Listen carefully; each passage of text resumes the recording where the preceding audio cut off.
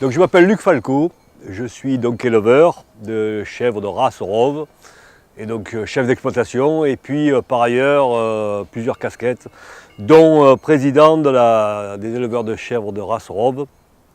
Et puis je suis également président du syndicat Caprin des Bouches-du-Rhône. Trop mignonne. Alors mon petit numéro 62022, ça va? Oh, tu es trop belle toi-même. Européen maintenant. Donc vous avez FR pour France.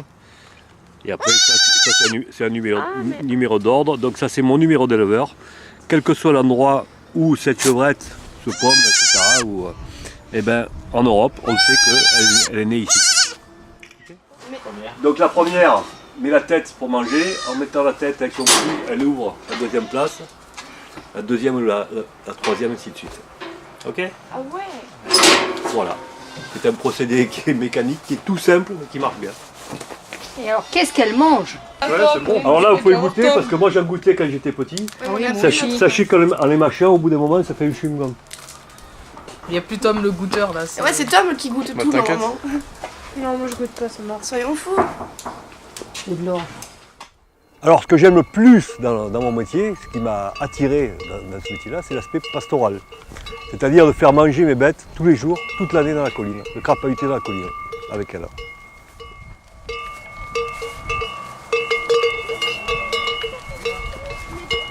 On est sur des moyennes de pâturage à l'année quotidien de 5 à 6 heures par jour. Ah oui, d'accord. Faut aimer la marche, quoi.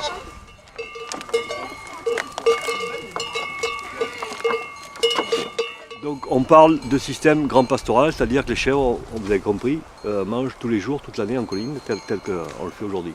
En colline, qu'est-ce qu'elles vont manger? Toutes les espèces végétales qui sont à leur proximité, à leur portée, donc principalement des broussailles. Hein.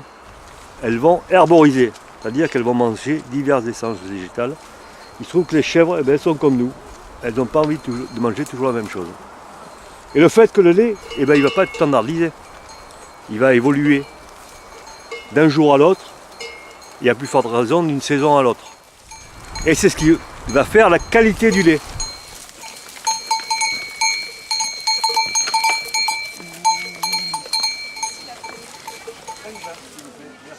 Nous on fait essentiellement de la vente directe, avec, on va dire, 3 circuits principaux.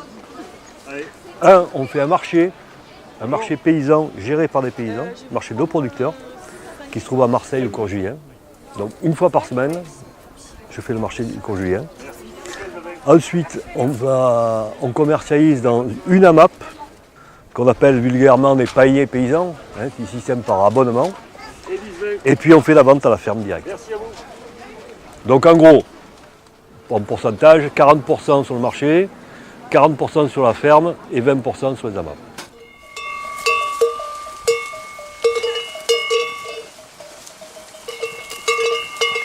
C'est plusieurs métiers en un seul et qu'il faut être bon partout. Il faut être bon éleveur, bon berger, bon fromager, bon commercial et bon gestionnaire.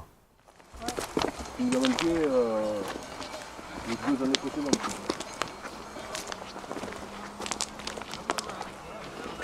Si je ne suis pas gros, c'est parce que je marche beaucoup, mais c'est pas parce que je suis trop pauvre.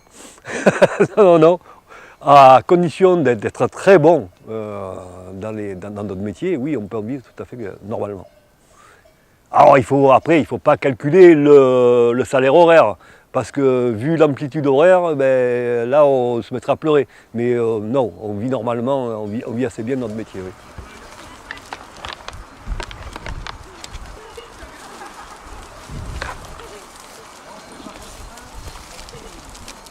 Les chèvres qui composent mon troupeau sont très familières, hein, ça, on a pu s'en rendre compte. Et pourquoi elles sont très familières? C'est en fonction de la façon dont je les élève, tout simplement.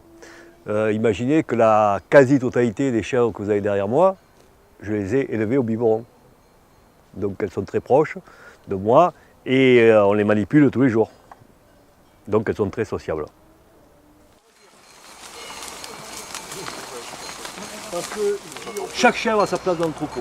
Ça n'a rien à voir avec la taille. Non. Ah. C'est ça a à voir en partie, mais pas uniquement, c'est aussi une histoire de caractère. D'accord. Et donc chacune a sa place. Et quand il y en a une qui remet en cause la hiérarchie, ben, il y a des conflits. C'est là où- Elles ont toutes des caractères différents ou il y en a Oui, seulement ah oui. certaines qui ont des... Non, Ah, toutes, d'accord. toutes.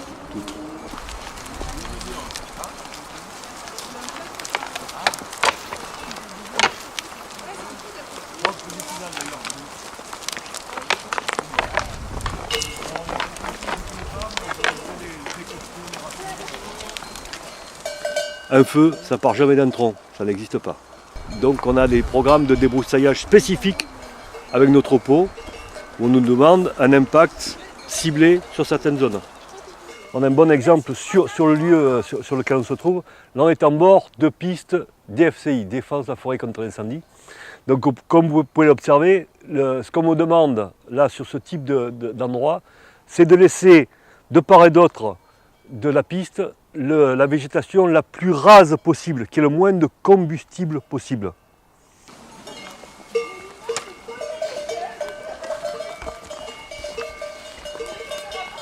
Simplement, sachez que c'était mon rêve de gosse, d'être berger, et que maintenant je vis de mon rêve d'enfant.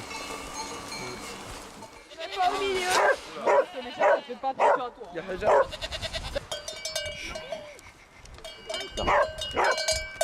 un chien qui est très carreau.